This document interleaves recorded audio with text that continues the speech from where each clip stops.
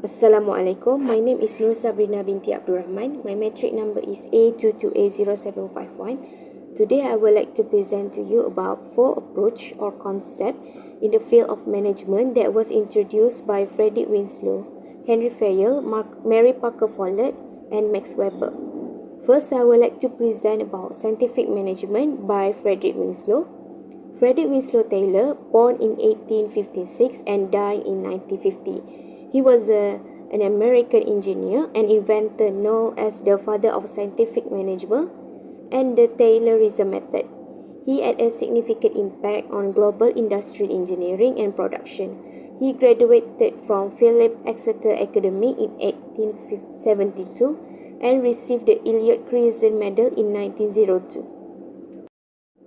Scientific management, or also known as Taylorism, was first introduced in 1932 with the main objective of increasing production within an organization by improving the productivity of individuals. Taylorism improved productivity by breaking down a job into specific tasks, timing each motion, and eliminating unnecessary action. This increased profit, improved worker pay, and reduced physical strain. It also established important management principles that are still relevant today.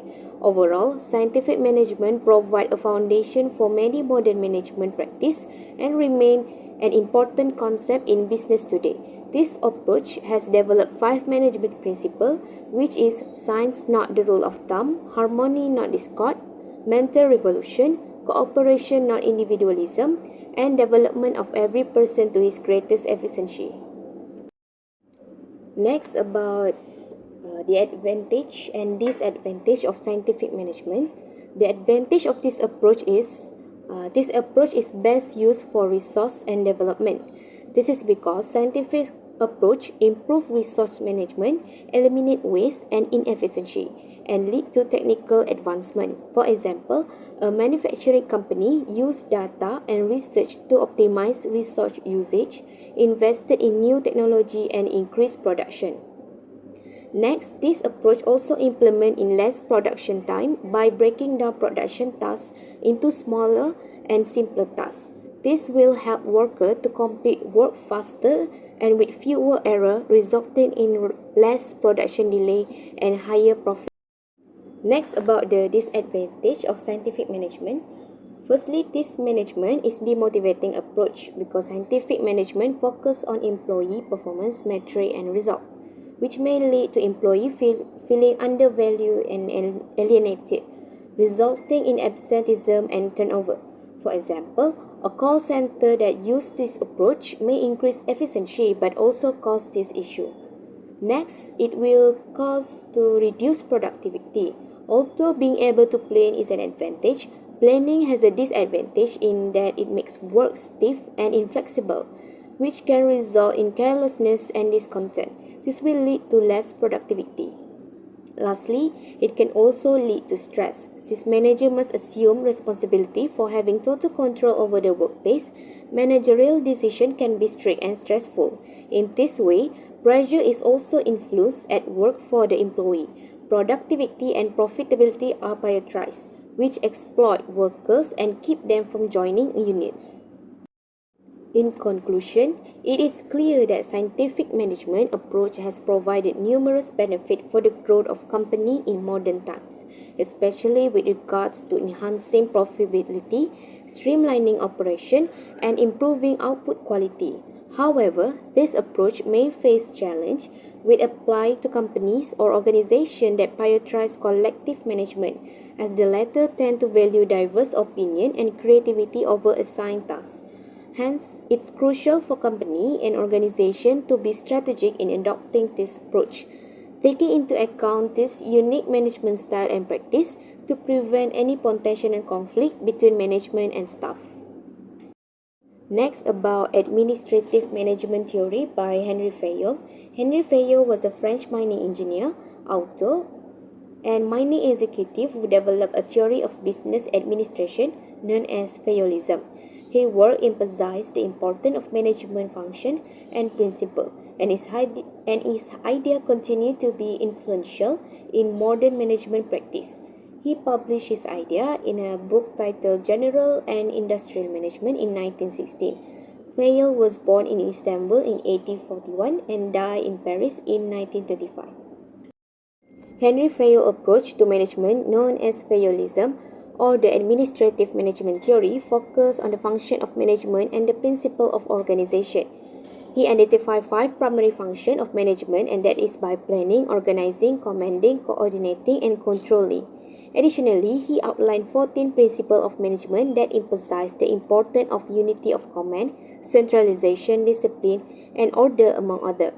Fayol believed that an effective management system could improve organizational performance and efficiency. His approach has had a lasting impact on the field of management and continues to be studied and applied in modern organizations. He is also introduced the 6 industrial activity, which imply the general activity for industrial enterprise through technical, commercial, financial, security, accounting, and managerial.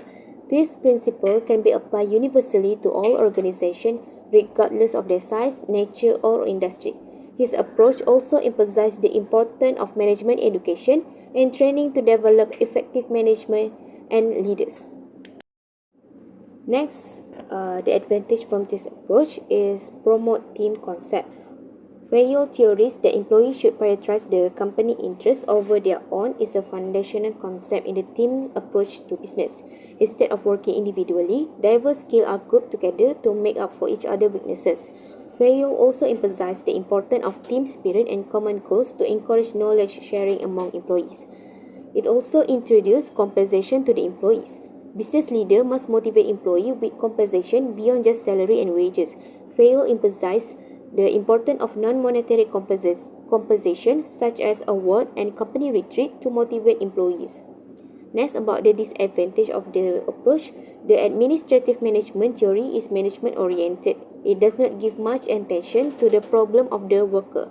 It also lacks of flexibility or adaptation to change circumstances. In today's fast-paced business environment, organizations need to be agile and responsive to change in the market and customer needs. From my point of view, Henri Fayol's approach to management is influential and has shaped modern management theory. His 14 principles of management emphasize the importance of administrative function and the role of manager in creating and maintaining organizational efficiency. While criticized for being too rigid, his principles remain relevant, although they need to be adapted to suit changing needs. Fayol's idea provide a valuable foundation for understanding the basic principle of organizational management. Next, about the organization behavior theory by Mary Parker Follet. Mary Parker Follet was an American management consultant, social worker, and philosopher born in Quincy in 1868. She graduated from several prestigious institutions, including Radcliffe, the Institute of Advanced Study, the University of Cambridge, and Taylor Academy. Widely known as the mother of modern management, she is being recognized for bringing concepts from human psychology and interpersonal communication into business management. Her thought and article has a significant impact on corporate behavior. Organizational behavior theory was significant as she used psychology and human relation within industrial management to revolutionize it. She focused on coordination and employee engagement, practicing 4 coordination principles and promoting 3 main principles, and that is integration, power with, and group power. These principles prioritize collaboration, cooperation, and group power over hierarchy and individual power. They are still relevant in fostering a healthy work environment and reducing employee turnover for small businesses. Next, about the advantage of this approach. First is about increased employment engagement. Giving employee autonomy remain relevant and important today, and can increase employee engagement and loyalty. An example of how to promote employee engagement is by encouraging collaboration through methods such as team project, virtual meeting, and designated creative space in an open office space. This approach also allows for autonomy and flexibility for employees to take ownership of their work and find efficient solutions. Follet's approach of two-way conversation build trust and enable effective conflict resolution for small businesses. Building trust and anticipating problem leads to win-win solution that benefit both employee and the business. The disadvantage of this approach is the process of building mutual trust and collaboration can be time-consuming and may not always be feasible in fast-paced work environment. It also may not work for all industry because some industry may require more hierarchical structure and less collaborative decision making, which could make Follet approach less effective. Based on this theory, it can be argued that the approach advocated by Mary Parker Follet has the potential to yield positive outcome for employees. This is because her approach emphasized the importance of reaching a consensus within the group while also ensuring job satisfaction for workers. Unlike other figures who prioritize hierarchy, Follet's approach also emphasized the psychological aspect of the workplace. Lastly, I would like to discuss about bureaucracy theory by Max Weber. Max Weber was a German sociologist, philosopher, and political economist who made significant contribution to the study of social stratification, bureaucracy, religion, and politics. He was born in 1864. He argued that rationality in modern society led to the rise of bureaucracy institutions and increasing separation of individuals.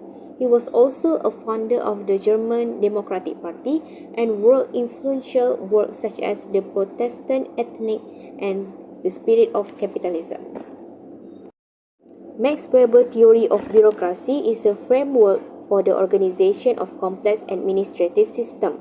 Weber believed that a bureaucracy organization is the most efficient form of organization due to its clear hierarchy, strict rules and procedure, and also division of labor. According to Weber, a bureaucracy is defined by 6 key characteristics: a clear hierarchy of authority, a formal system of rule and procedure, specialization of tasks and division of labor, impersonality and imperiality, a career system based on merit, and efficient operation through technical competence. Weber believed that this type of organization is necessary for large and complex society. Next, about the advantage of this approach. First, decision making. Top-down administration is made possible by hierarchy. In most organizations, decisions are made by manager who then delegate them to supervisor and so on. Second, efficiency. When immediate manager in the hierarchical structure provide supervision, work can be performed more efficiently, leading to the increase in competency. Lastly, accountability. Bureaucracy frequently have distinct line of authority and responsibility, which can help guarantee that workers are held responsible for the action and that decisions are made in an open and equitable manner. The next is about the disadvantage from this approach. Slow decision making. Bureaucracy are often criticized for being slow and inflexible, particularly when it comes to decision making. This is because bureaucracy typically rely on rule and procedure, which can make it difficult to respond quickly to changing circumstances. Lack of innovation. Because bureaucracy often rely on rule and procedure, they may be less open to new idea and innovation.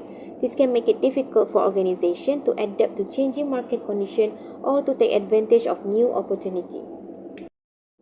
From my point of view, this bureaucracy theory emphasizes the significance of formalization and rationalism in huge organization. Bureaucracy can function effectively and efficiently over time by establishing distinct line of power, standardizing procedure, and depending on specialized knowledge and skills. The tendency for delayed decision-making, reluctance to change, and an emphasis on rule and processes at the price of innovation are some of the disadvantages of this philosophy. Nevertheless, Weber's observation on the advantage and the drawback of bureaucracy continue to influence how we view how large organizations function in the modern period. That's all from me. Thank you.